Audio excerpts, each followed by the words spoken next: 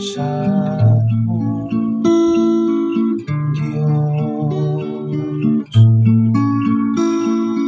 Ang akong kalalipay diha sa akong Diyos. Nagasangyaw ako sa kalako sa Ginoo.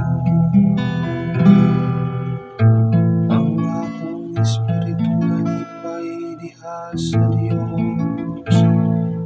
Ang akong manluluwas kay gitanaw niyang kapos sa iyang sulugon.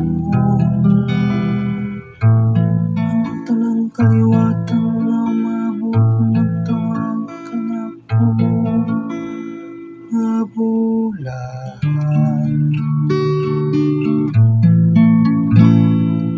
Ang akong kalalipay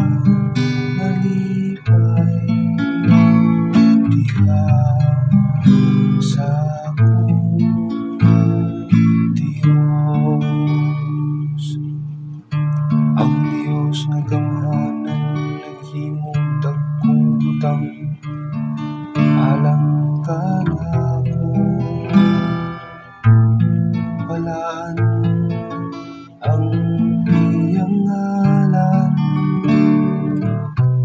ang iyang kaluoy gikan sa kaliwatan ngadto sa kaliwatan. Alang kanila nga maglukong kaniya.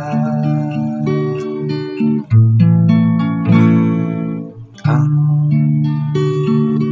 akong kalalipay diha sa akong Diyos. Ang mga gigutom iyang gitagaan sa tanang mga kaayuhan. Samtang ang adunan iyang ipapauli na walay halang. Iyang gibayaw si Israel, iyang sulugon. Kay nahinumdum sa iyang kaluoy. Ang